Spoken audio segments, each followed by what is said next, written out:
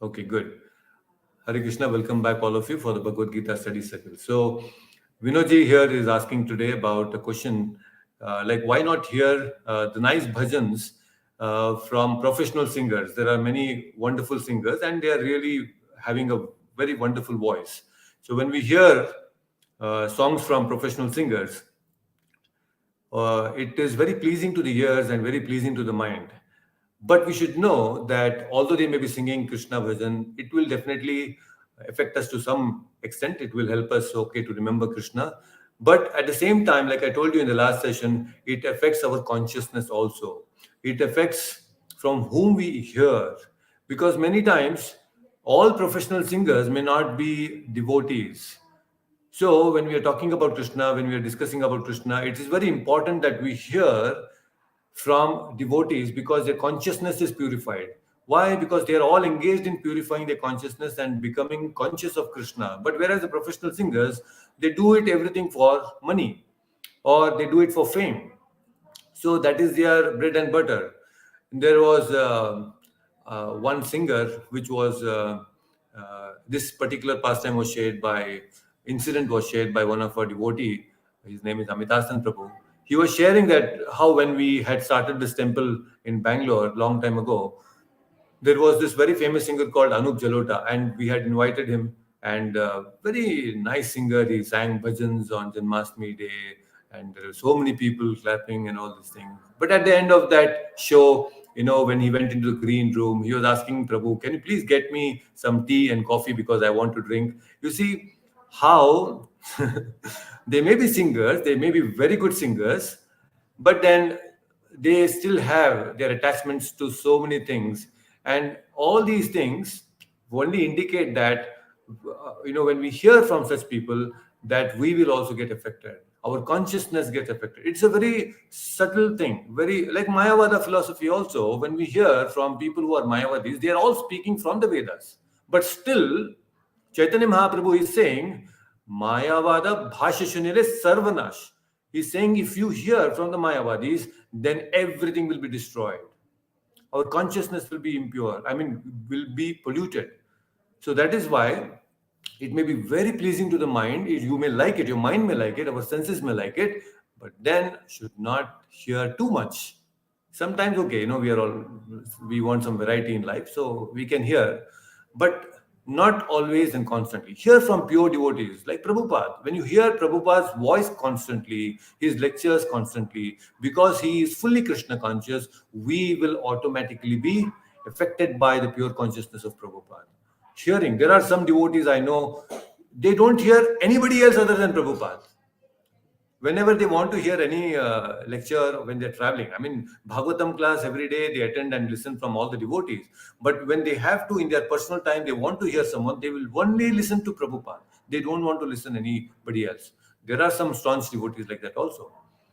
So they are very chaste in that sense. They only hear from Prabhupada, nobody else. So that is one thing. So in order to keep our consciousness pure, we avoid listening from professional singers and professional reciters of the Bhagavatam also.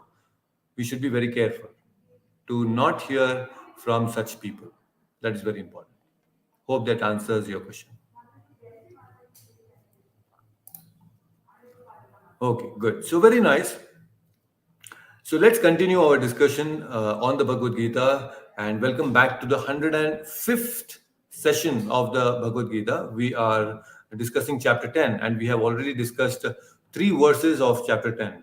So this is a chapter where the opulences of the Lord are very beautifully explained. The Lord is revealing his opulences in this particular chapter. So like last time, we will have some quick pranam mantras. I will chant the pranam mantras. You can all just repeat along with me. It will not be displayed on the screen, but also let's dedicate this session to His Divine Grace A.C. Bhaktivedanta Swami Prabhupada, who is the founder Acharya of ISKCON and my beloved spiritual master. Okay?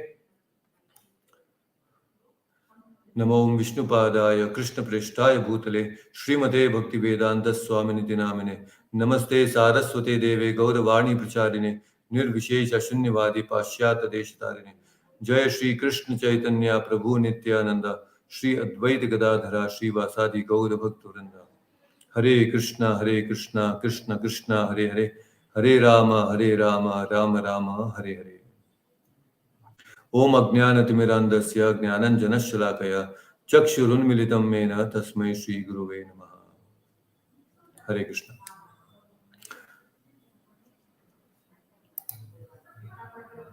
So in the previous verse, we had discussed some very nice things. And Krishna, in the third verse, he says that he who knows me as the unborn is Ajaha, as the beginningless, Anadi, as the supreme lord of all the worlds, then he only, such undiluted person, will become free from all the sins. We have understood this. I have extensively discussed about these points. But in this particular verses that we are going to discuss today, there are some very, very important points that Krishna is sharing. In fact, these are some of the qualities which we all try to imbibe in our life. And Krishna is saying, I am the origin of such qualities. So now this is very interesting because Krishna is going to describe about qualities, and the qualities good and bad both originate from Krishna because he is Sarva Karana Karanam. That means origin of good and bad in this world, in this material world. Because in this material world, there are bad qualities also. Now it cannot have a separate existence or a separate origin. Origin of all the things is actually Krishna, right? So that we will understand in today's session. So Dev, you can unmute yourself. Let's chant the fourth verse. In fact, we will chant the fourth and the fifth verse because they're combined together. So we will chant both the verses. Okay?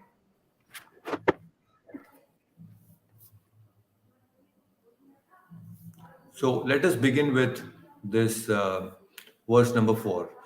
Buddhir jnanam asammoha. Buddhir jnanam asammoha. Shama satyam damashamaha. Shama satyam dama samaha. Sukham dukkham bhavo bhavo. Sukham dukkham bhavo bhavo. Bhayam cha bhayam eva cha. Bhayam cha bhayam eva cha. Wonderful. Let's go to the next verse. Ahimsa samata tushtes. Ahimsa samata tushtis. Tapodanam yasho yashaha. Tapodanam yasho yashaha. Bhavanti bhava bhutanam. Bhavanti bhava bhutanam. Matta eva pratagvidaha. Matta eva pratak vidaha. Wonderful. Hina Mataji, you can also unmute and let's do this repetition with you. Buddhir jnanam asammoha.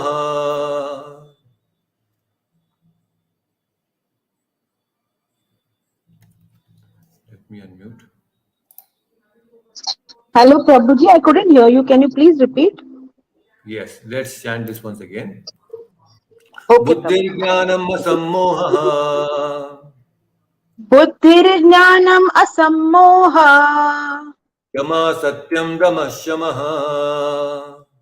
Kshama satyam damasamaha. Sukham dukkham bhavo bhavo. Sukham dukkham bhavo bhavo. Bhayam cha bhayam eva cha. Bhayam cha bhayam eva cha. Ahimsa samata tushte. Ahimsa samata tushte. Tapodanam yasho yashaha. Tapodanam yasho yashaha. Bhavanti bhava bhutanam. Bhavanti bhava bhutanam. Matta eva pratagvidaha. Mata eva pratagvidaha. Wonderful. Please read the translation. Intelligence, knowledge, freedom from doubt, and delusion, forgiveness, truthfulness, control of the senses, control of the mind, happiness and distress, birth, death, fear, fearlessness, non-violence, equanimity, satisfaction, austerity, charity, fame and infamy. All these various qualities of living beings are created by me alone. Wonderful. Very nice. Hare So, Krishna. Hare Krishna. So these are some very interesting things that we should know, that these are the qualities that Krishna is explaining. And all the origin of all these qualities is Krishna. Now, very special qualities beginning from intelligence. So Krishna is saying that intelligence, knowledge, freedom from doubt, everything comes from me. It all originates from me. So let us understand these different qualities one by one, because when we know these qualities, it's easy for us to imbibe in our own life, and it actually helps us to progress in spiritual life as we are walking the path of this devotional life.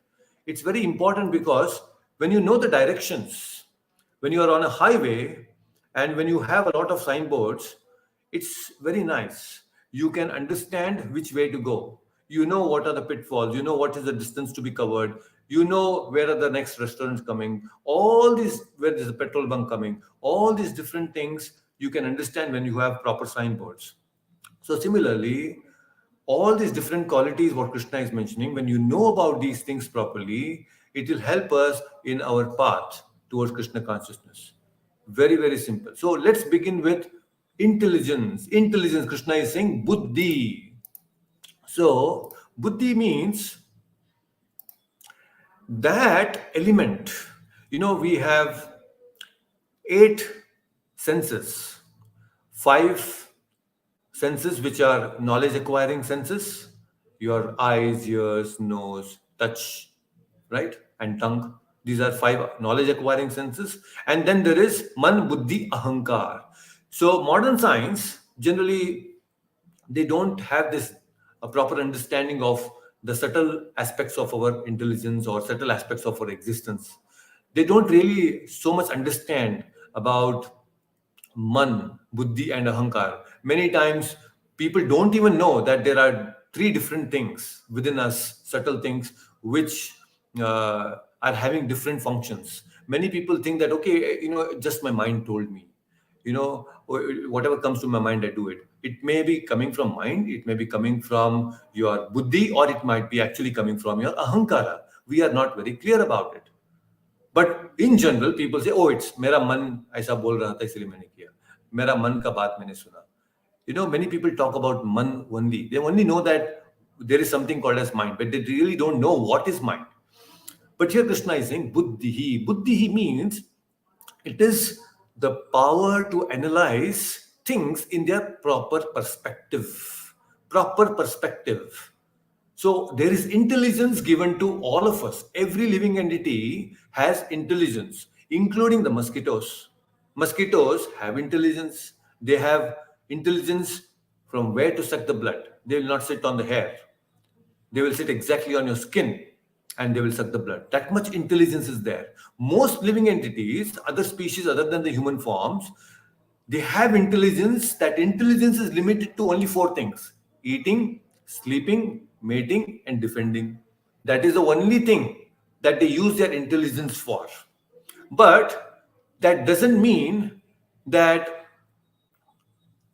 humans are deprived of that. Human beings have higher intelligence. Human beings have spiritual intelligence.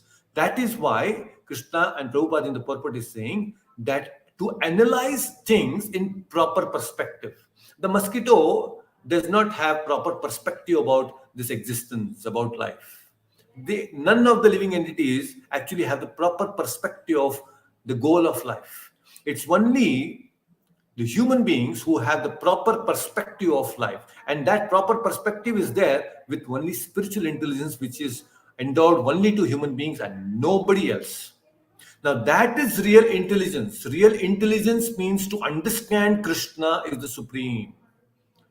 To understand that I am a part and parcel of Krishna is real intelligence. Now, can any other living entity ask this even fundamental question or try to understand, oh, I am the part and parcel of Krishna? That intelligence is not there. That spiritual quotient is not there. So the real spiritual quotient is only with human beings, and that is why we are supposed to understand. So Krishna states here, intelligence means, Prabhupada also in one of the lectures say, Sukhartha Vivechena Samatyam. So it is what Sukhartha Vivechena Samatyam, which means that knowledge, that understanding, that which will give you ultimate sukha, that is intelligence. We need to understand that there is higher intelligence.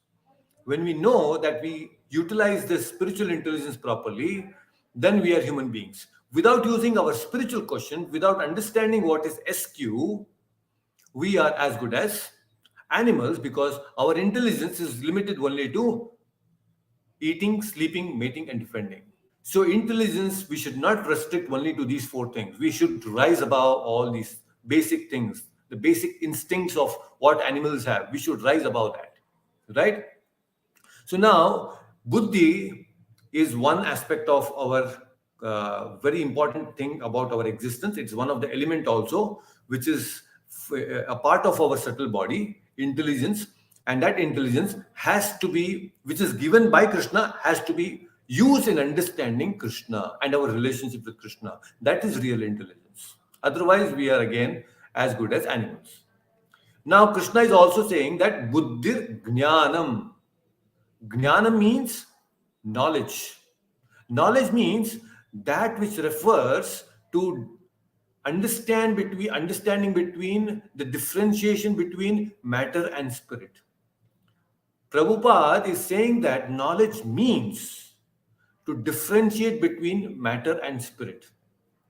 Such an important thing it is. You just see the whole Bhagavad Gita began with this knowledge from chapter 2. Chapter 2 is fully focused on this particular aspect of knowledge. The knowledge to understand between what is Deha and what is Atma. So beautifully, Krishna actually started giving Arjuna this knowledge before he even started talking about so many other things. So, this is the basic thing.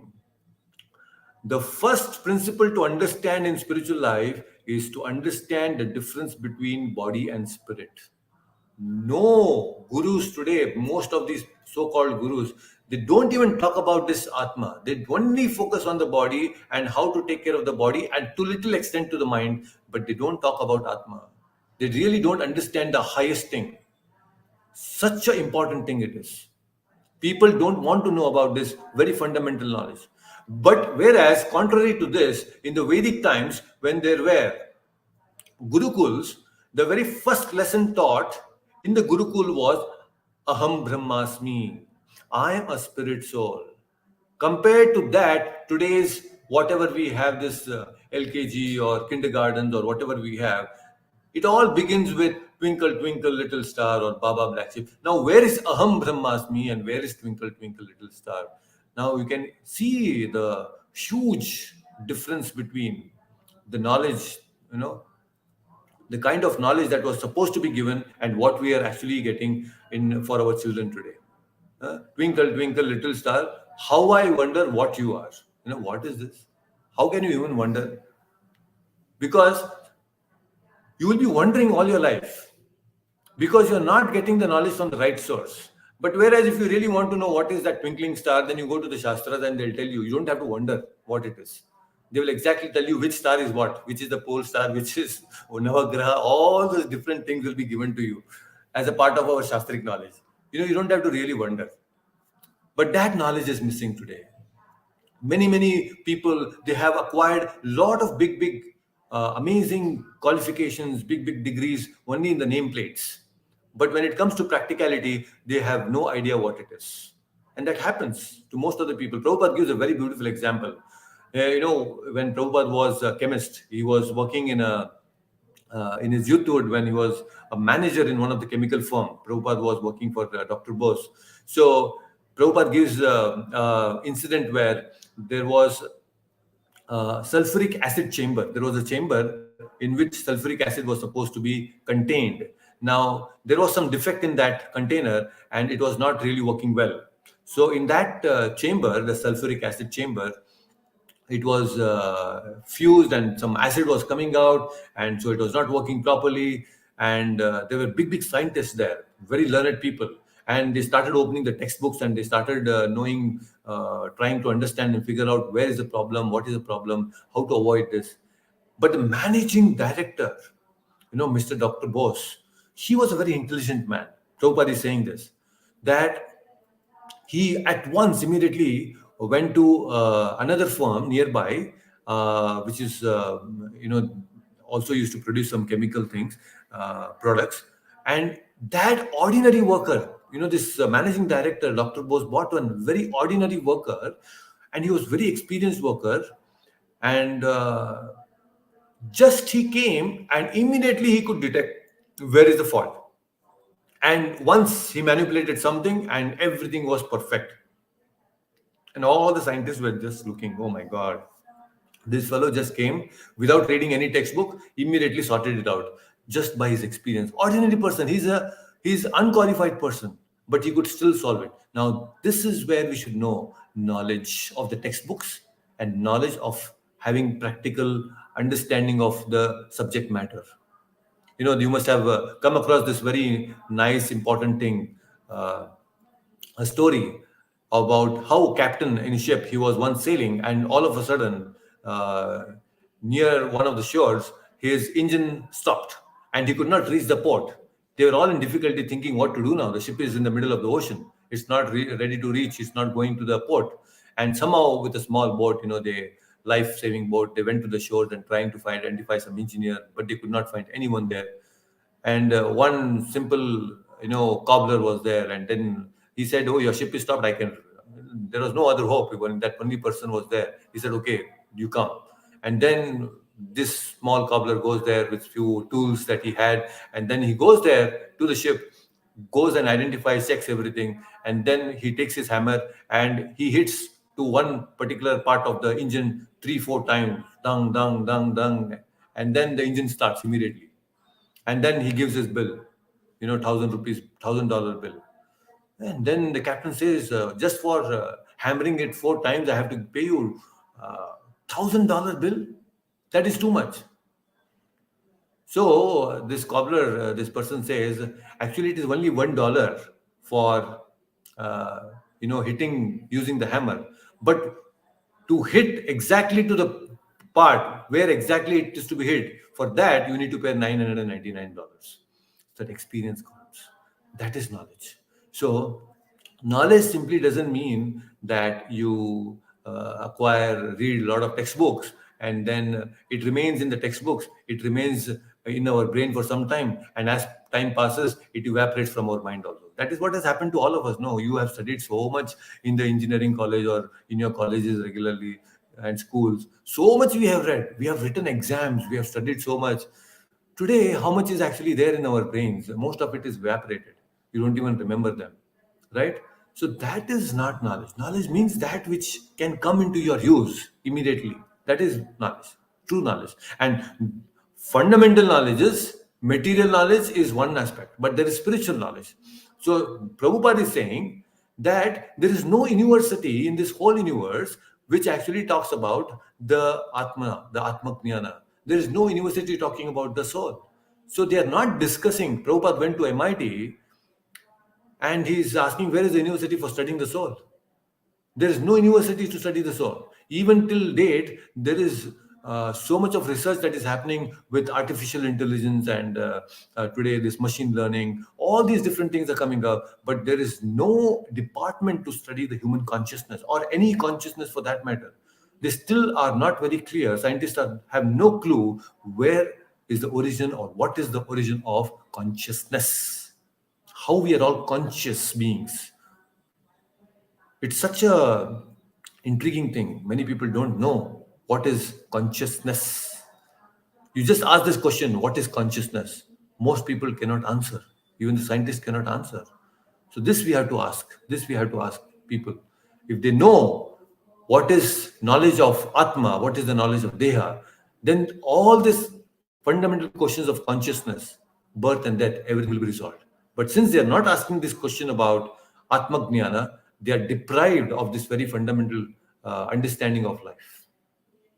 Then, so Buddhi is over, Jnana is over. Then Krishna is also talking about Asammoha. Moha means illusion. Asammoha means you are free from illusion, freedom from doubt and delusion. Now, Prabhupada is saying in the purport that this can be achieved if one is not hesitant, and when he understands the transcendental philosophy. So you will become free from all the delusion, free from all illusion, when you acquire the transcendental philosophy. So the transcendental philosophy can be acquired by the mercy of Krishna. Just like the sunlight is there. There is sun. There is beautiful sun, isn't it? Now what happens is you cannot see the sun until the sun rises, isn't it? But when the sun rises in the morning, you can see yourself, you can see the sun.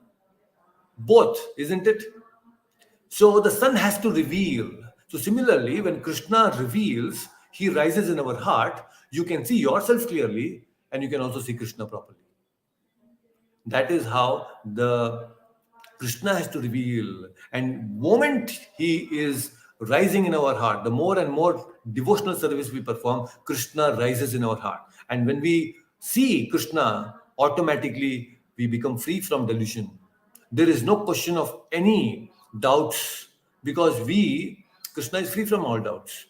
You ask anything to Krishna and he will give you answer, because he is all knowledgeable. Sat Chit Ananda. Chit means knowledge. Krishna is Chit, Chidananda. So you ask anything to him and he'll give you the answer. So that is how we can become free from illusion. Slowly but surely, we will become free from all the bewilderment. Many times we are confused. We are unable to take certain decisions. We become paralyzed while taking some decisions in our life. Why that paralysis happen? Not the physical paralysis I'm talking about. I'm talking about that mental paralysis where we are unable to take decisions. Why we are unable to take decisions? Because we have confusions. We are deluded. We have no clarity. The clarity of thought is not there. So actually, when you start becoming more and more spiritual and more perspective about spiritual life, all that dirt from your perception, your consciousness, slowly it reduces, it becomes clear. Just like the specs I'm wearing now, I can see clearly because the glasses are non-tainted. But if my glasses are actually pink or green or yellow, whatever, then my perception is accordingly about the world based on the color of specs I'm wearing, isn't it?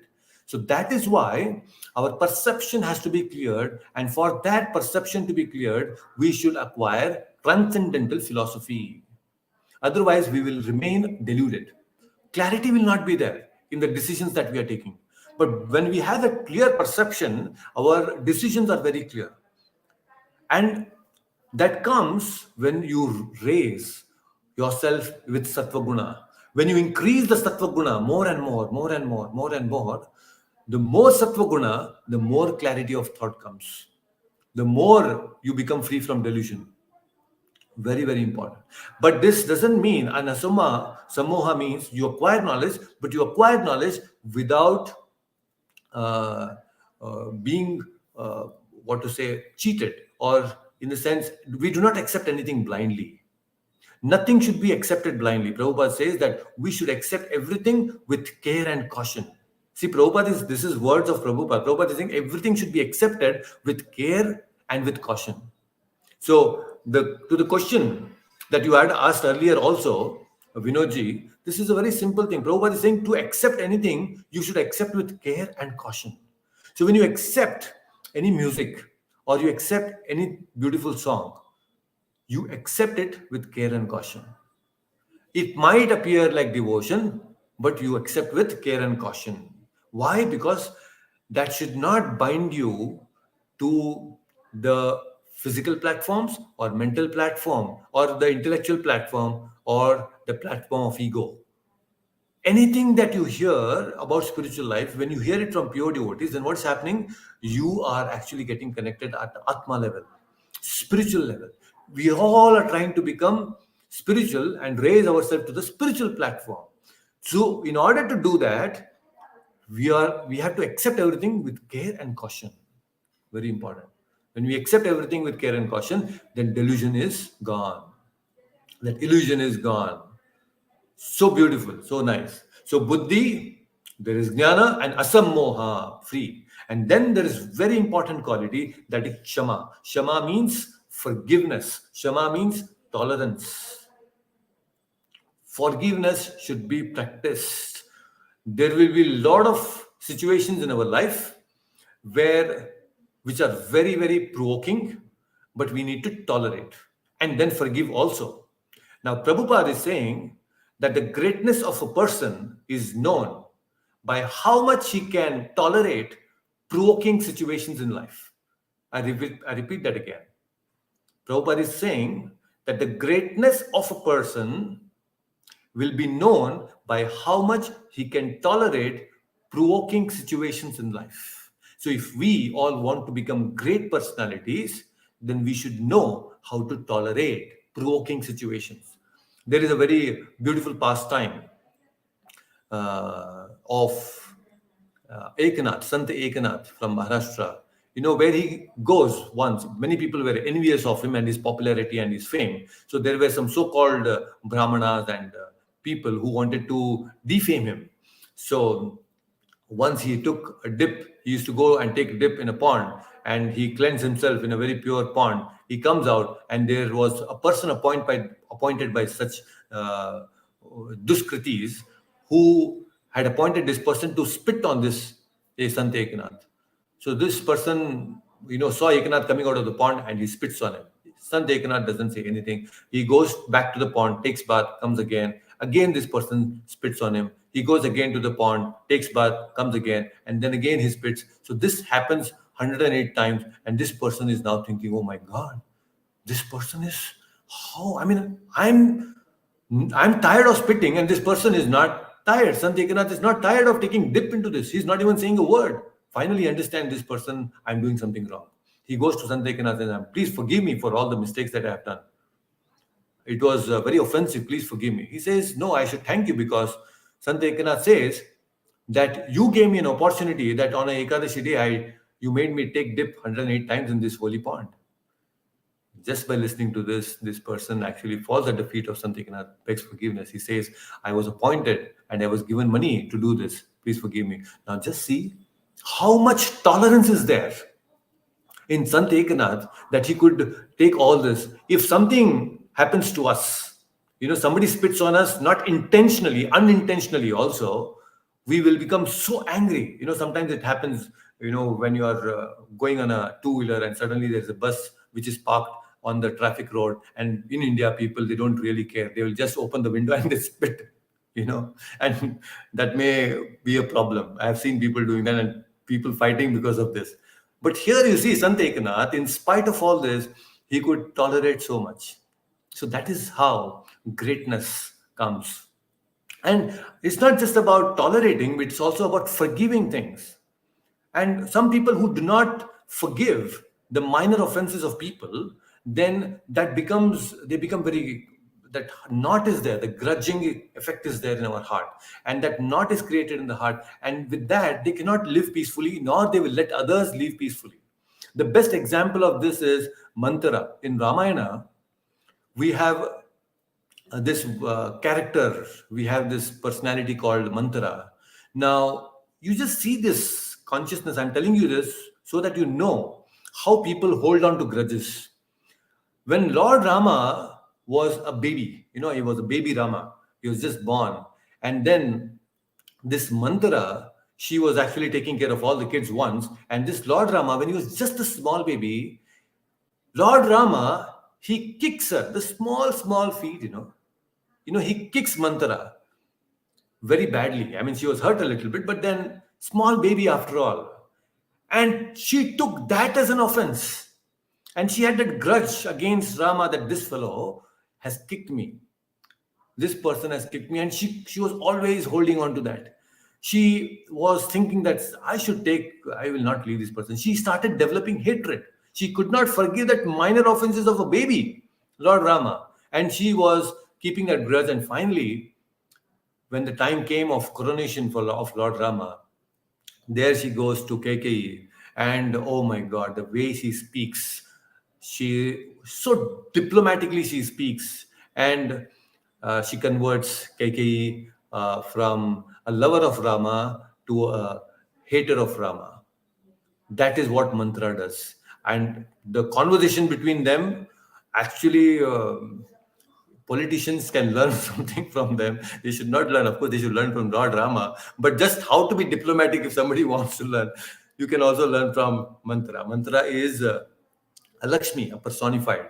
She is uh, the wife of Kali, actually. So now the point here is, I don't want to get into the details of the talks between Kaikeyi and Mantra, but the thing is forgiveness. Forgiveness. She could not forgive that minor offense of Lord Rama, and she acted against Lord Rama to the extent where, because of that grudge, whole Ayodhya suffered. The whole of Ayodhya suffered because of that one evil mind, that thought of mantra that she was having in her heart. Can you imagine? So much of destruction can be caused. So when you forgive people for their minor offenses, you become free actually. Otherwise, you will be burning from within. You will not be peaceful. Just like mantra, she was not peaceful. Was she peaceful after that? After Lord Rama left, was she peaceful? No. She was abandoned by Bharata. Just see. So, forgiveness is very important. And most people, today's condition, today's lifestyle, if we see, people are becoming less forgiving, very, very less forgiving. One of the main reason, the karana for this is the meat eating. Compassion is going away, and because there are so much of meat eating is happening across the world, compassion is coming down, and people are unable to forgive people for the minor offenses, and people are unhappy, isn't it? There was one king. He had a beautiful palace, and in that beautiful palace he had a very big fencing across, and in that big fencing, he across the fencing he had put lot of trees, fruit giving trees, and there was a mango tree also. And there he sees that there was this one mango tree which was grown wonderfully, had lot of fruits, and there were some branches which had actually gone outside the fence, and there were a lot of mangoes which had actually gone outside the fence.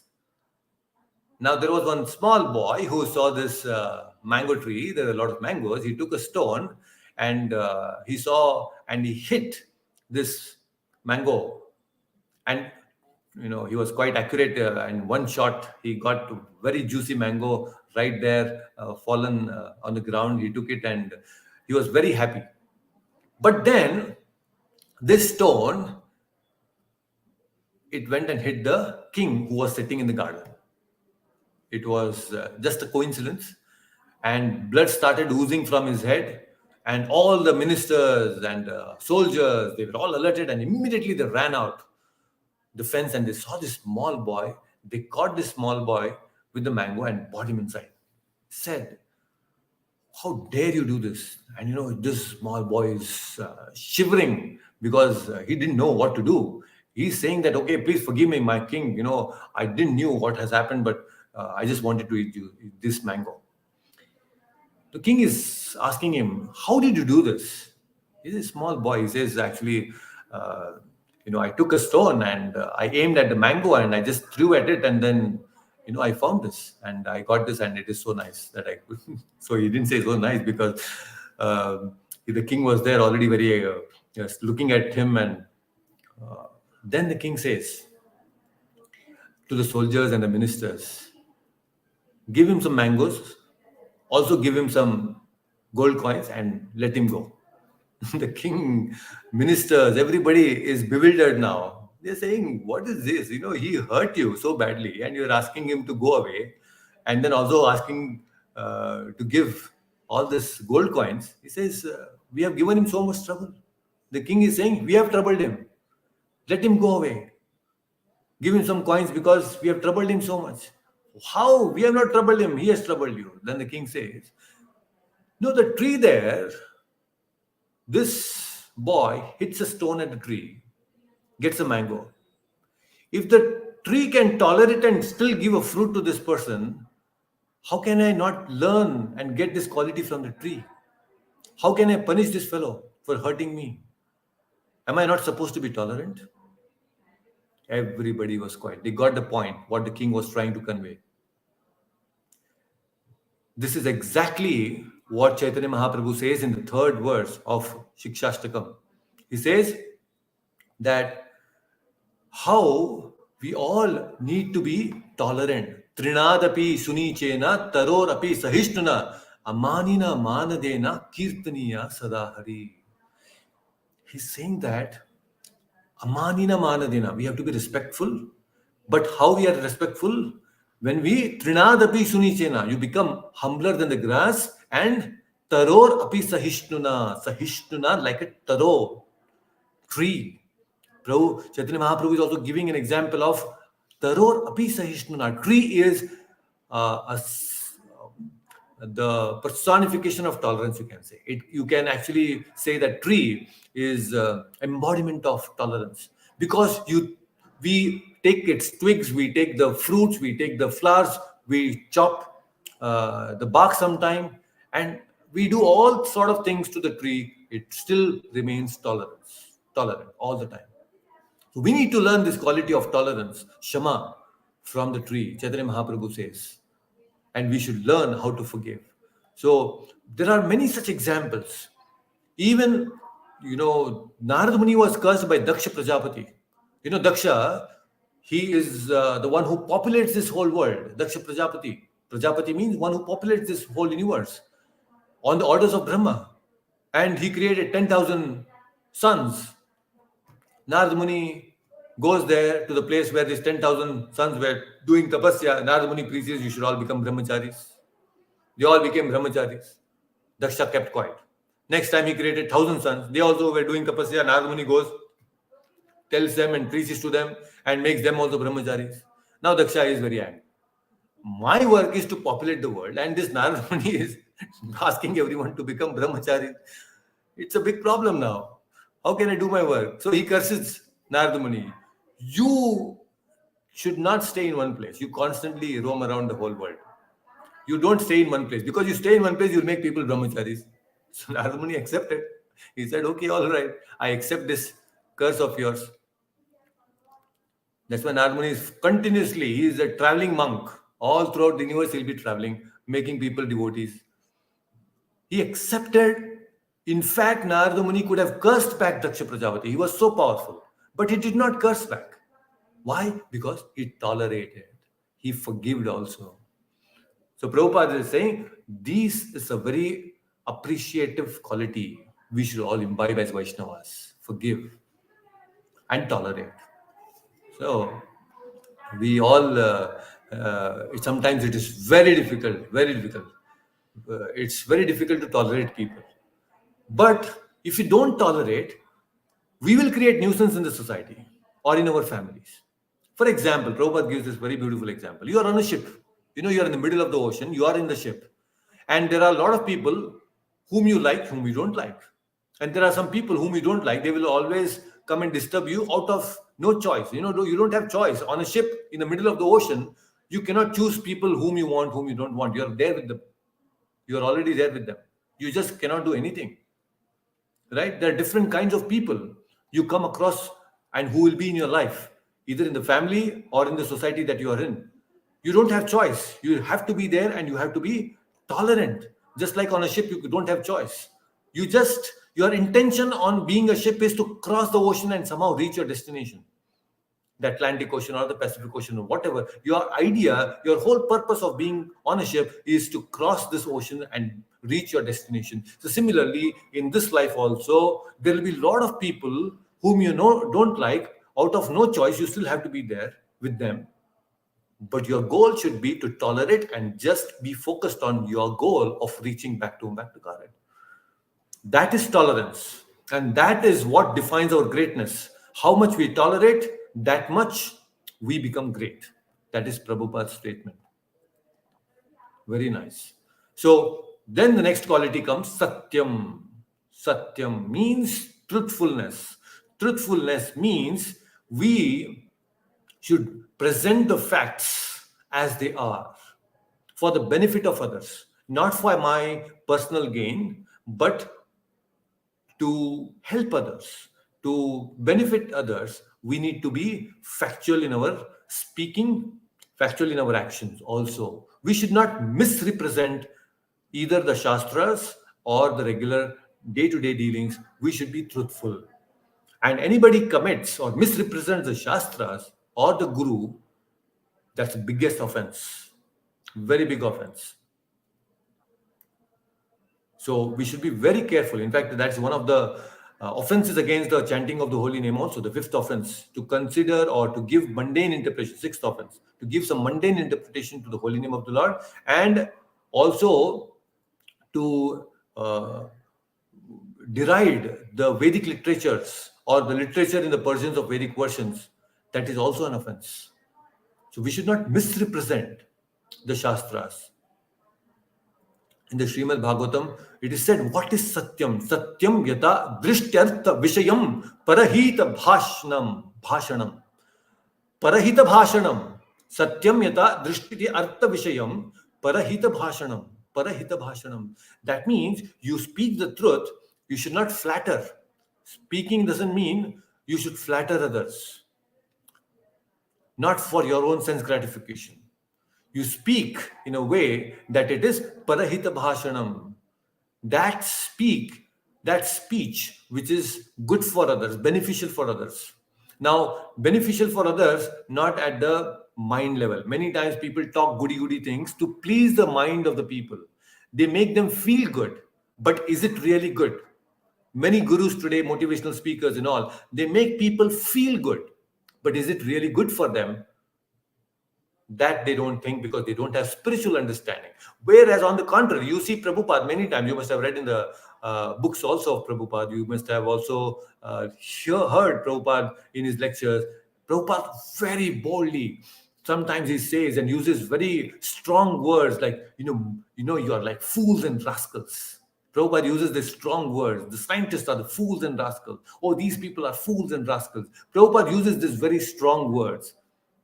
In fact, it is not just Prabhupada, even Krishna in the Bhagavad Gita, he uses these strong words, your mudaha, your dushkritis, your naradhamas. Isn't it easy? He is also using these strong words. Very strong words. Why? Why Krishna or Prabhupada are using these strong words? Are they taking some, out of pride are they speaking? It's out of ego that they are speaking, this words, oh, you are very less knowledgeable, I'm knowledgeable, I can speak anything, that's why you are a fool and rascal. Is that the intention of Prabhupada? No. Just like, a mother, when she takes the child to a busy street, the child is very playful, going here and there. The mother is constantly telling the child, that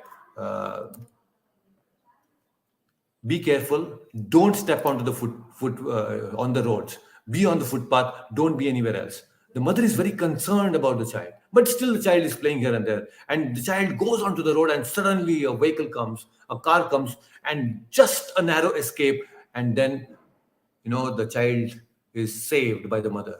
And then do you think that the mother will give the child nice chocolates? Oh, yeah, you have done very nice thing by going on the road, I'll give you a chocolate. No, she becomes so angry. She says, are you fool? You're a monkey, she scolds whatever, comes to her mind. She scolds. Why? Because that's out of love, out of concern, out of that protective nature of a mother. She scolds the child. So acharyas also, the Lord also, when they use strong words in the Shastras or in their lectures, when Prabhupada uses, you are a fool and rascal, that is out of love, out of concern, saying that you are a fool because you have got a human form of life And human form of life you're using for eating, sleeping, mating, and defending, you're a fool, you're a rascal. Out of concern. This is what we need to understand. They speak satyam, they don't compromise. When you tell a thief, it is good for others, it's beneficial for others. Because people should be aware who is the thief, otherwise they'll be plundered, isn't it? So you should speak the thief. So similarly, when we are discussing, when we are talking about so many so-called people who are trying to influence innocent people, we should speak the truth. When we speak the truth, people will become alerted. They know that, yes, I need to be careful. In India, because there are some people in the past who have not spoken the truth, we are suffering so much today. We just wanted to be goody-goody. And today we have been 60 years, 70 years back in our so-called even material advancement. Forget about spiritual advancement. Why? Because we did not stand for truth. And we can become truly truthful. We can become truly truthful when we start speaking about the absolute truth. Satyam param dhimahi. Satyam param dhimahi means we talk about the absolute truth. When we start discussing about the glories of the Lord, start talking about the absolute truth more and more, we will get this quality of being truthful all the time. Satyam. I have also explained previously that Satyam, truthfulness, doesn't mean that your truth harms someone else. It should be beneficial for others. We need to be considerate about this also. When it comes to Gorakshana, when it comes to saving some relationship, you can tell minor, untruthful things, untrue things. You can speak about those things. You can tell a lie, that is allowed. For dharma, when you speak some lie, that is allowed. But for a truth, if you speak a truth, okay, some slaughter, a man who has come to slaughter a cow and he's finding for some cow, and you give the direction, oh, see, there's a Goshala there, you can go and find a cow. If you spoke a truth, yes, there is a Goshala, but your truth actually resulted in the cows being slaughtered. Now that truth is of no use. That was not beneficial. So that is why when we speak truth, the truth should be for benefit of others. We should be very careful about how to speak truth also. Not simply out of whimsically we speak truth. That is not right. Parahita bhashanam. It should be for the benefit of others. And the best benefit can come when we speak the truth about God. That God is great and we are subservient. When we know that we have to abide by the duty of God, and when we tell people about this, that God is great and we are subservient, we are servants of God, then automatically you're speaking the truth. But why should I abide by the orders of the God? I will not accept him as my Lord. Then that is untrue. Many people tell like that. I don't want to accept God or anybody. I'm the master of my own things. The world I survey. I'm the master of all that I survey. I don't need any God. Then when people start talking like this, they actually talk untrue things, and eventually they get bound by so many things, right? So Satyam means we speak truth. It should be beneficial for others. At the same time, we don't compromise.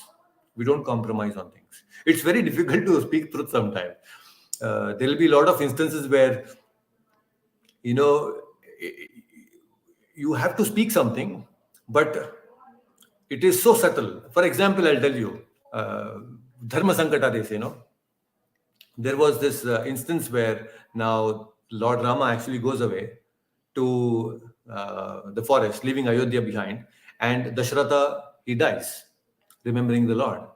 Now, Vashishta Muni actually keeps the body of Dasharatha in an oil container, because it has to be cremated appropriately. And there was no Bharata and Shatrugna. Bharata and Shatrugna were in the Kaikai Desha, which is the modern day Afghanistan. Now, you can imagine Vashishta calls some of his very intimate ministers and he gives these instructions. Please go to Kaikai Desha and tell Bharata that he has to come back, because Vashishta has told. Why they have to come back? Because Vashishta has told. Now, he tells the ministers, for whatever reason, by mistake also do not reveal that Dasharatha has died. Dasharatha has left us. You should not reveal this at Kaikadesha. Why? Because Vashishta is careful. Because if you tell this to the people in Kaikadesha, they may take advantage of the situation. They may actually come to Ayodhya to attack and take away. Because Rama is not there, Dasharatha is gone. So they may come and completely destroy the political situation in Ayodhya. See, Vashishta was so careful about these things. He is telling them that you be very careful not to tell them the truth, the exact truth. Now, these ministers, they go to Kaikadesha, and Bharata already in his previous night, he has seen some bad omens, that somehow he's getting indications that, Dasharatha has left, his father has left. There are certain indications that we get from the nature, either through Swapna or in the nature. Today, people, we are not very perceptive about the nature or understand the mood. That is the unfortunate thing, because we are so absorbed in our own so-called artificial intelligence and technological developments that we have lost being perceptive about the nature, the behavior of the nature. We have completely lost touch with the nature. We are away from the nature. That's why we don't understand nature. But the nature is giving answers in many ways. Many animals, they understand the nature of how the nature is reacting and responding and behaving, and they take decisions accordingly. But humans have lost that. So anyway, the point is, these ministers, they go to Kaikadesha and they tell Bharata. Actually, Bharata was just in this bed, and people there come and tell, some people have come, ministers have come from Ayodhya, they're asking for you. And Bharata goes there and meets them and greets them. After meeting and greeting, Bharata says, what is your intention of coming? So difficult, no? In front of people, they have to reveal. They are saying, Vashishta has told that you should come to Ayodhya. How is my father? Vashishta has told that you have to come to Ayodhya. And then, how is Lord Rama? Where is he? Vashishta has told you should come to Ayodhya. That's the only answer they give. It's extremely difficult. But at the same time, just so that the people there do not doubt, they have bought a lot of gifts and gold coins and everything, just as if that Dasharatha has sent to them. So when they have taken all these gifts and everything, people will not doubt. Now, the point here is, they did not speak the lie. They did not tell the complete truth. And Bharata, with just this much, he was perceptive enough to know that there is something that has gone wrong. He immediately goes to Ayodhya. These are some subtle things. So there is an art of telling the truth also. So why I'm saying all this is because we should learn all these different beautiful features from our scriptures. See, even the bell ringing is saying that we should learn. Parahita bhashanam. We should be truthful. At the same time, it should be beneficial for others. And then there is one very interesting next quality Krishna is saying, and that is damaha. Dama means control of the senses. Control of the senses means we have the 5 knowledge acquiring senses. So when we control these 5 knowledge acquiring senses, that means we do not engage these 5 knowledge acquiring senses in unnecessary personal enjoyment. I don't engage these things in my own personal enjoyment. That is damaha. I have the opportunity to eat a lot of things outside in the hotels, but then I will control myself. So that is the purity of senses. When you actually control your senses perfectly, the senses get purified. So what happens is, when you purify your knowledge acquiring senses, automatically you will start receiving the pure knowledge. Because your senses are the instruments. When they become pure, automatically what is happening? The knowledge that you are acquiring will also become pure. Now, because the senses are clear like this plain glass, all that passes through this plain glass is perfect. It receives as it is. So similarly, we need to purify our senses so that we acquire pure knowledge. See the connection? So Dama means control. Shamaha. The next quality is Shama. Shama means control of the mind. Dama is control of the senses. Shama is control of the mind. We should restrain our mind from unnecessary thoughts. There is sometimes overthinking, sometimes underthinking, sometimes thinking which is nonsense. Isn't it? Unnecessary thoughts. So, unnecessary thought means we should not spend our thinking energy, our thought energy in planning, oh, how do I accumulate more and more money? It is underutilization of your thought power. How do I get more and more? People are constantly planning, stock exchange and so many apps these days. And many people are trying to play games online, trying to get money, gamble here and there.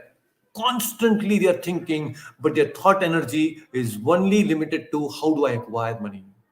How do I get this money? Just see, they're pondering on something, but that pondering is not going to be helpful. That is not Shama. Shama means we should not misuse the power of thought. Instead, Krishna says, Man mana bhavamad bhakto. We have understood that in the last session. Engage our mind in thinking of Krishna. That is Shama.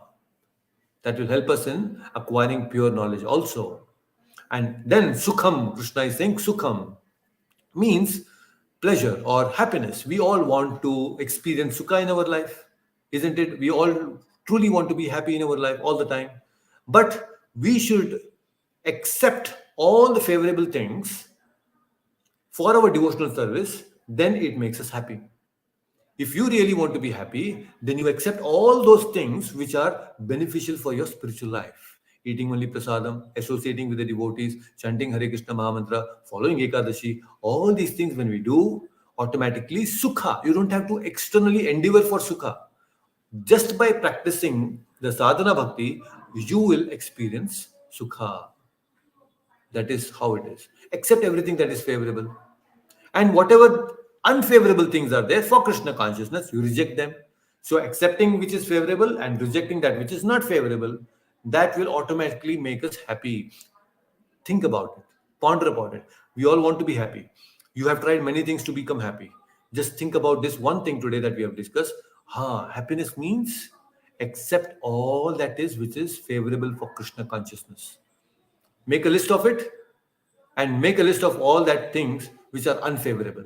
Automatically, that is one blueprint that you will create for yourself to be happy. Nobody else have to tell you. It's all there in the Shastras. Right? That is Sukham. Then Bhava. Krishna is saying Bhava means birth. Birth is only to the body. It's not for the soul. That is the beginning of knowledge we have already discussed. Bhava means we don't die. The body dies. Our body dies. Bhava means birth. The body takes birth, the soul doesn't take birth. And when there is body, there is that, and because there is that, there is bhaya, there is fear. So bhava creates bhaya. Your birth actually is the root cause of fear that we have in our knowledge. The fear is we don't know what is going to happen in the future. The fear is created because we don't know what is coming up in our life in the future. So the future creates a lot of turmoil in our lives. We don't know. But for a bhakta, for a devotee, he knows very clearly that my destination is Goloka Vrindavan, Vaikunta. His future is protected. Because they are confident about this particular future, their future of being in Goloka, they are very happy. There is no fear at all. Just see the study of Bhagavad Gita and the understanding of Bhagavad Gita, being a devotee is making you fearless in this lifetime, at the same time making you fearless future also. Many people you see today, they are so fearful about the future. What will happen to my property? What will happen to me after my death? What will happen to all the things that have accumulated? So much of fear is there of so many things constantly. But for a devotee, there is no such fear. No fear at all. In fact, Srimad Bhagavatam says, Bhayam dvitiya bhivineveshatah syat. Fear is caused when there is absorption in the illusory energy. When you are too much absorbed in material sense gratifications and material things, material thinking, too much absorption in these things will create fear. So we should slowly get detached from material things. That itself will make us free from fear.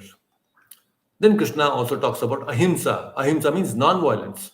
Ahimsa means that we should not be violent by action or by words, or including the mind.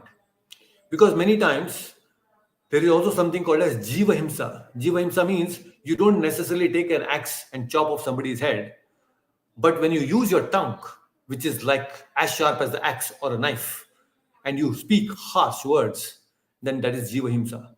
You pierce the heart of someone by speaking ill words, sharp and harsh words.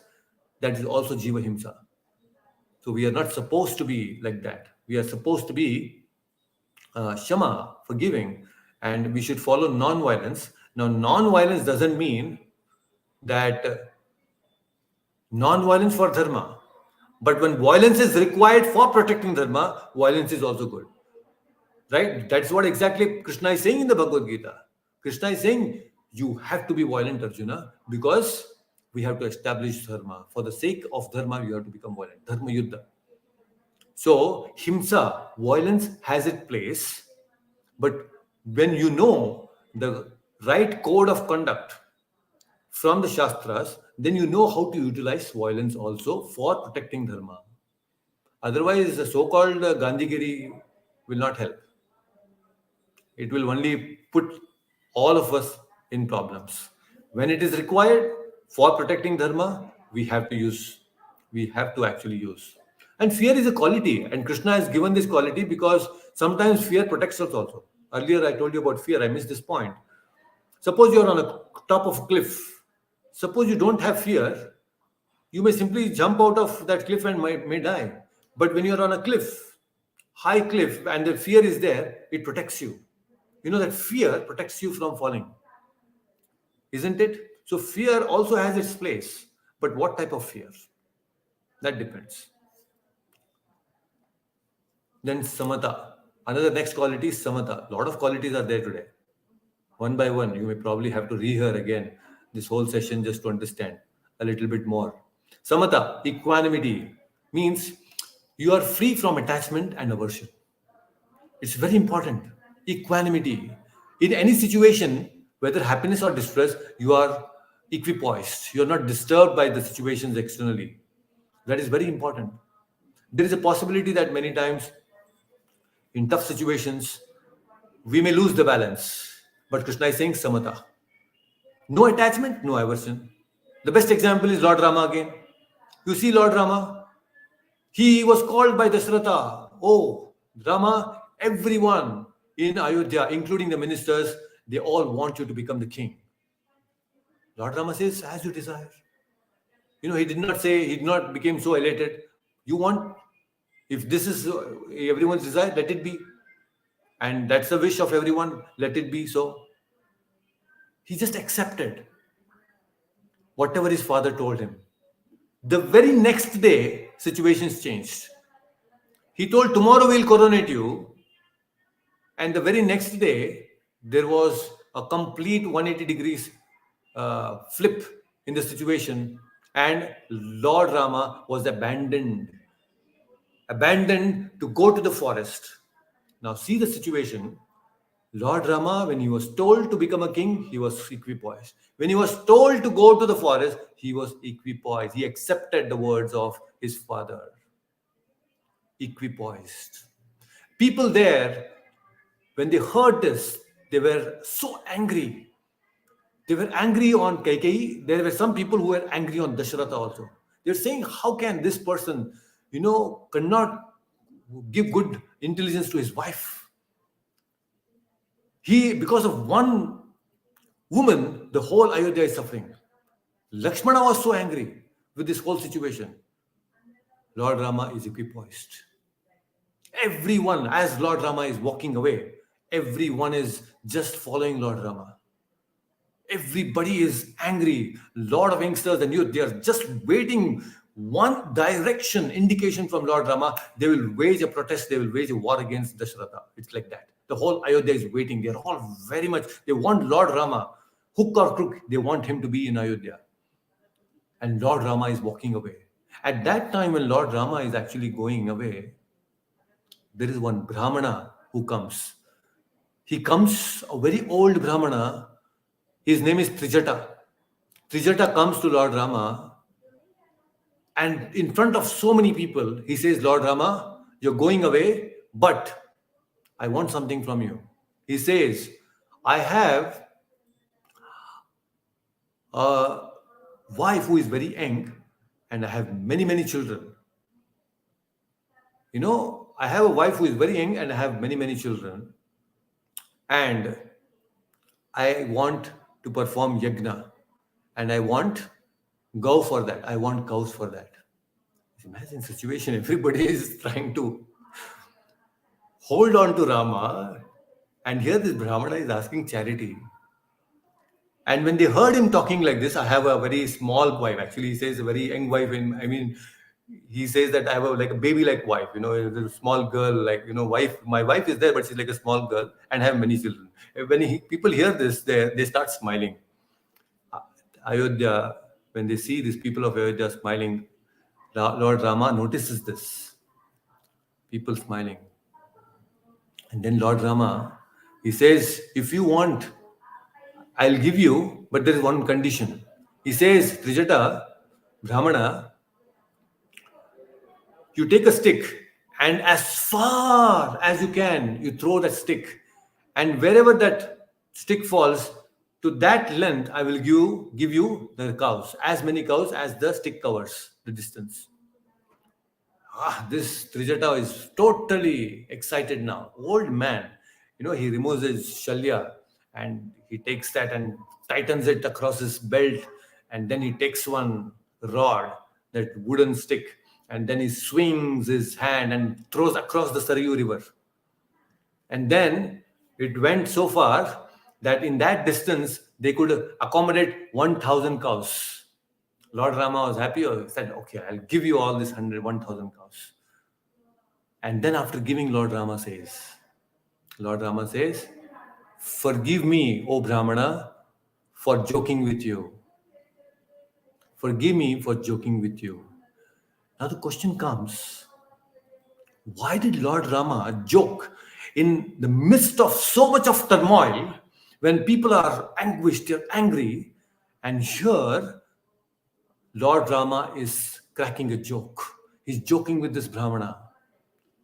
It's very, very important to know this behavior of Lord Rama. Lord Rama wanted to ensure that there is no protest that comes up. Oh, Rama was abandoned. He was unhappy while going. And people should not take to revolt.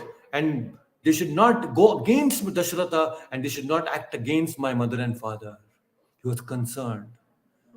Rama was going happily, is what he wanted to convey the message. He himself didn't want to be here. He wanted to go away. That is the message that he wanted to convey to the people of Ayodhya. Just see, just by this little joking with this Brahmana, Lord Rama completely controlled the situation. He did not provoke the people of Ayodhya. Like today's politicians, they keep provoking. Every speech they give, they keep provoking. Lord Rama did not do that. He was controlling the situation. He wanted to ensure that Bharata, when he comes, people should cooperate with him. People should cooperate in his ruling. Bharata should be safe. My parents should be safe. Just by joking a little bit, he controlled the situation. This is being sensitive. This is what we should learn from Ramayana. There are many such instances. The true sophistication in human dealings we can learn in Ramayana. If you want to become sophisticated in your dealings with people, you should learn it from Ramayana. So beautiful it is. And then the joke, of course, doesn't stop here. The Brahmana, Trijata, continues to say, oh, this is not enough. Because whatever you give, this is only enough for the yajna. This is only enough for my wife and children. But I perform a lot of yajna. I need more money. You give me some gold coins. Lord Rama gives him gold coins also. In fact, Trijata understands the inner heart of Lord Rama. Why is he asking me to throw the stick? because he understands this is all because he wants to control the people here. Just imagine if everybody goes on a protest, the whole Ayodhya goes on a protest. There is turmoil. So much of unnecessary disturbance, isn't it? But Lord Rama situated Samata. He was equipoised in the tough situations also, and he happily left. In fact, it thanks Kaikeyi also because Lord Rama was always thinking that I should go to the forest, meet the sages, and understand and gain a lot of knowledge. So this was the opportunity that he got from Kaikeyi, and he thanks Kaikeyi that I wanted to go, and actually now I'm going to the forest. It's all happening because of you. See the whole perception of Lord Rama. He's not angry at Kaikeyi also. So many things are there, how we should be equipoised. So just by listening to these pastimes, our heart becomes purified. We should learn more and more from great personalities and the Supreme Lord, right? Then there is another quality, tushti. Tushti means satisfaction. If I ask you climb a hill which is filled with pebbles and stone, sharp pebbles and stone, will it be easy for you to climb? It will be very difficult if you are on a bare foot, isn't it? But if you wear shoes, or proper sports shoes, and then try to climb on a hill, it is so easy for you because your feet is protected by the shoe. Similarly, our mind, when it is protected by the shoe of satisfaction, tushtihi, always satisfied with whatever the Lord has given, then automatically that satisfaction keeps you very happy. So we should always be satisfied with whatever comes on its own accord. Whatever Krishna has given, okay, I'll accept it without any endeavor. Too much endeavor, I mean. We should not strive for unnecessary things which will disturb you. Be satisfied. Tushtihi. That satisfaction gives you a peaceful life, and that way you will be giving peace to others also. Because if you are not satisfied, how can you make others satisfied? Isn't it? Then tapas. Tapas means austerity, penance, like rules and regulations. Follow Ekadashi, take bath every day, regularly. Whatever the scriptures are saying, rising early in the morning. Rising early in the morning for Mangalarti itself is very auspicious. Mangala Arti. Mangala means that which is very auspicious. So rising early might be difficult. But then when you start waking up early in the morning, that is tapas. But that tapas will bring a lot of auspiciousness in your life. That is why it's called Mangalarti. It may be difficult, especially in the winter times. But then still get up in the morning and do that tapas. That is a basic tapas that we can do today. We cannot anyway do high grade tapas.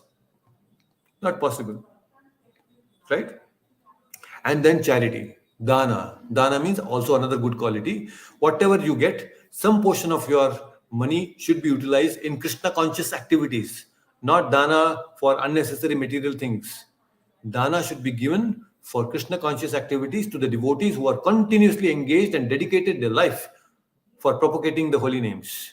Those who have dedicated their lives for the missionaries activities, for spreading the mission of Krishna and Prabhupada, to such people we are supposed to give charity. That is real charity.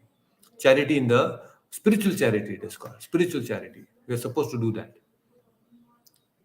Right? Not charity in the New Year bash, okay, I'll give you charity. Some fashion show is going on, I'll give some charity there. It's not charity, it is simply sense gratification. That is not called charity. Then the next quality is yashas. Yashas means fame. The real fame, Chaitanya Mahaprabhu says, if you become a devotee of Krishna, that is the real fame. Even the devatas, the demigods, they will shower flowers on us. When they see someone becoming a devotee, they become very happy. So that yasha spreads not just in this world, but also to the next worlds, because even the devatas are very eager to see somebody becoming a devotee. So when you become a devotee, the whole universe conspires to help you in your journey of Krishna consciousness. They say that, the whole world, when you have a passion, you follow the passion, and the whole world will conspire to make you successful. So similarly, like that, the whole world will conspire. It'll all come together when we actually become the devotee of Krishna. That is yasha. That is the true significance of the true glory of becoming a devotee. So there are so many such qualities that Krishna has explained today. There is so much of depth to all these qualities, and we can know more and more and more. It is so much that we can understand. If you have any questions, you can feel free to ask me questions. Prabhuji, I had a question. Yes, Mataji. Hello. Prabhuji, can you hear? Yes, I can hear. Go ahead.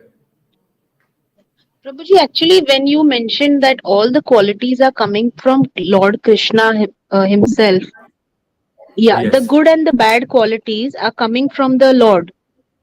Yes.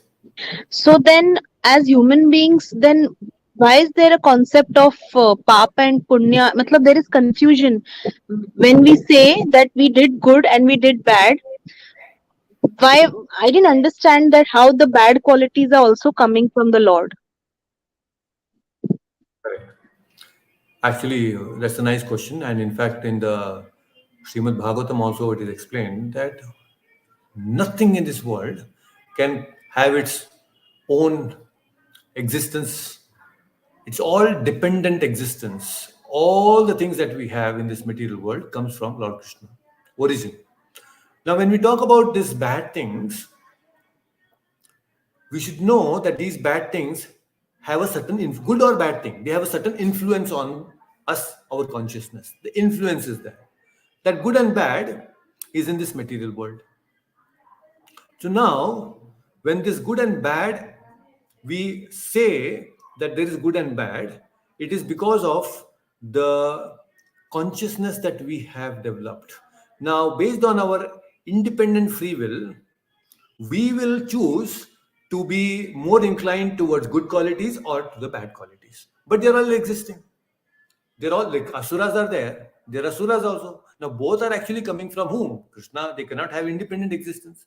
Asuras have all the bad qualities, and Krishna devatas are all having good qualities. So both are actually asuras or suras. They are all existing because of Krishna. Both are existing in this material world. So good and bad is there. Papa and punya is there. The duality is there in this material world. But where do we fall is based on our choice. That free will is given to us. Now we want to acquire bad qualities and become an asura, or we want to acquire good qualities and become a devata, a devotee of the Lord. That choice is ours. Krishna has given both the things. Why Krishna has created both the things? Because that is the original desire of every living entity. The very reason that we have come into this material world is because I want to be independent of Krishna. The moment we think like that, then this duality is coming into picture. Good and bad thing is coming into picture. Then I start making my choices, and I sometimes become asura, sometimes become asura, and I keep continuing the cycle of good and bad, until we actually understand the spiritual truth. Oh, there is something beyond this good and bad. There is something called a spiritual. There is beyond Papa and Punya, there is something called a spiritual, Adhyatma. That spiritual nature is there, where I actually belong. That people are not able to understand. So there are two things in this material world, that is good and bad. And above these two things, there is something called a spiritual, which is outside this material world. That is our spiritual nature. So now we are spiritual in nature, stuck between these two good and bad things, Papa and Punya. So what is Bhagavad Gita doing is, it is actually helping us to elevate ourselves above this good and bad. And why this bad is there? Because it is our desire. That's our desire to enjoy independent of Krishna. So that's why these bad qualities are also there. But the origin is Krishna. Origin is Krishna. We cannot create this world. Krishna only has to create this world. But he creates this a reflected world, a perverted world. This perverted world, what happens? The original qualities which are there in the spiritual world, they get perverted. Looks like greed. Greed is there in the spiritual world also. Anger is there in the spiritual world also. But it's in its pure form. But in this material world, it is reflected, it's perverted reflection. So that's why this good and bad comes into picture. So now we have to rise ourselves above this good and bad things. You have still any doubts, question?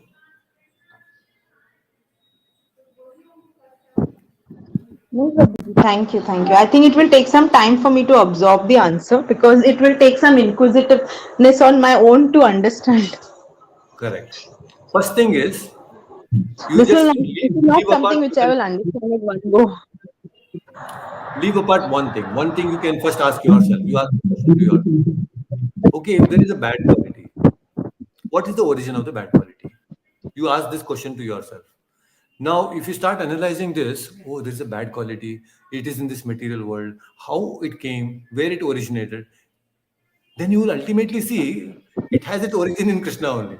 Because there cannot be any other origin. You just think like this, Hmm. that leave all the good qualities, you take only the bad qualities and start analyzing how it must have come. How can this quality come into this world? Then ask, there is something. Krishna only. Without Krishna, it cannot exist. Now, why it has come? Why Actually, Krishna has Prabhuji, to then we create? our perspective regarding the good and the bad. Yeah. So now the Our good and bad thing. perspective regarding the good and the bad, no, that has to change, I think. Exactly. So now these qualities are existing. There is iron also, there is copper also, there is gold also.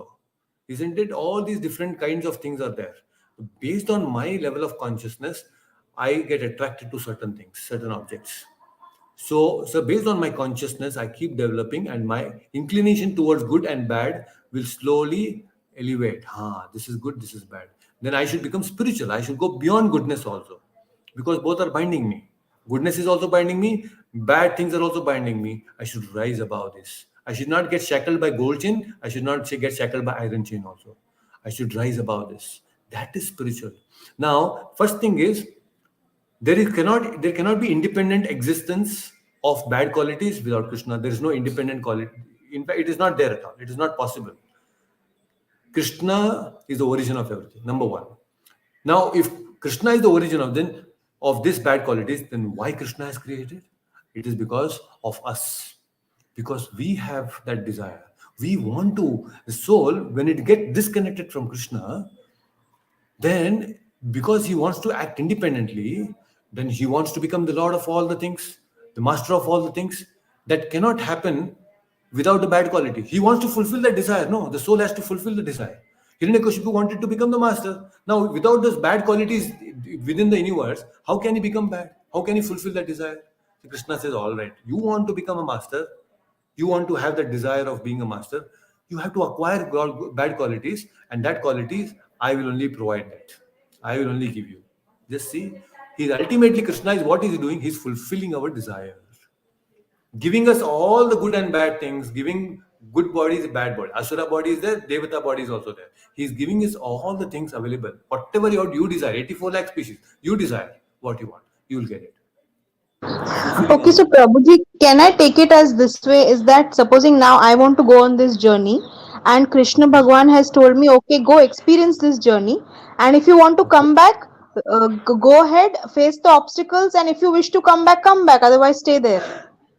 So Exactly. this is the way the journey is. You want to be independent of me, go take this journey, and Yes. as you wish, you progress. And if you want to come back, there are gateways to come back. It's like this. So Exactly. You I can can come. take them as just an experience actually. That is true. It's a truth actually. That's how Krishna has given us some loopholes here to come out of this material world, but based on our free will. Why free will? Because He wants you to be there, come back to the spiritual world with love and devotion. He doesn't want to enforce that love, because this is again a quality, no Yes. quality of love. He cannot force us. There is no question of force in love. So when we want to be with Krishna, we have to first learn to love Him. So that is why Krishna is saying, all right, you take your own course. If you learn how to love me first, then you can come back there. But if you're not, then you are get stuck in these good and bad things. Right? No, correct, Prabhuji. I think I understood little bit. Hmm. So, Yeah. Prabhuji, I want to know one thing. So, what you said is right. We have to learn the path to Krishna at our own speed and at our own pace and in our own way. But does it mean that if we realize our dependency on Krishna, that is also some kind of love only? Yes. That is just like a child, when it is learns to depend on Krishna completely, that is an expression of love. Because you're telling, oh Krishna, you are the only protector, just like Draupadi. Full surrender. She surrendered completely to Krishna. Why? Because out of love. That's an expression of love. And because she expressed that dependency on Krishna, Krishna protected her. He came personally. So when you are completely so dependent on Krishna, Krishna is obliged to protect his devotees. And he comes out of love. Because, see, it's a reciprocation. Why are you depending on Krishna, first of all? Because you have the faith. You have faith that he will protect. Somewhere you're trying to get connected with Krishna. You're becoming dependent on Krishna because you are getting connected with Krishna. You want to connect with Krishna. Krishna notices this. He says, all right, if you can take so much trouble, if you want to surrender to me completely, then I will come and protect you. And you are taking this because you're doing this because you want to love me. The expression of love, again, there are grades. Like what the love of gopis is the topmost. That is different altogether. What Radharani expresses her love is in a different form. But we can also reach that, but beginning with surrender. The surrender, what you said, is the beginning. When you first learn how to depend completely, Krishna takes charge of you. Then you start acting in that devotional mood all the time. Then you start reciprocating with Krishna more and more. Then Krishna will say, okay, now you are fully surrendered. I can eat with you also. I can dance with you also. Then the levels of expression is becoming more and more intimate. The more we surrender, the more intimate we are becoming with Krishna. Isn't it? Yes, Prabhuji, right now I can only feel that dependency level. As you said, probably it is just the beginning because I do not understand the concept of love. I understand the concept of, at least I relate to the concept of dependency. So maybe it is because I am still in my a very nascent stage, but I find that my feeling inside is that I am very, very dependent. So for every thought that I have or everything that I do, I am just thinking, oh, I'm dependent on Krishna. So I do not know whether it is love or it is surrender, but this is the only thing that comes to my mind. It is My everything. dependency. See, we Yes. as Atma, we want to express love. That is a natural feeling. Even the wildest animal will express love towards its cubs, right? That expression of love is there in every Jivatma. So now, right now at this stage, that is not getting fully manifest. That expression of love towards Krishna is not fully manifest. So first is surrender, Shantarasa. This is in the mood of Shantarasa. Then there's slowly gradual moods of Dasyarasa. Then after Dasyarasa, then there is Madhurya Rasa, which is fire, ultimate. So gradual elevation. You start your love for Krishna begins with surrender, which is very good now at this stage. Gradually it will develop more and more. Okay, thank you, Prabhuji. Hare Krishna. Yes, Hare Krishna. Yes, any other questions? All right, thank you so much, everyone, for joining today. We have discussed so many wonderful points, the characteristics today, and I think we have many more wonderful things Krishna is going to explain in the upcoming verses. So until then, please take care and thank you for joining, and thank you for everyone who are joining on the YouTube also. Please take care. We'll meet again next Sunday. Hare Krishna. Hare Hare Krishna. Hare Krishna.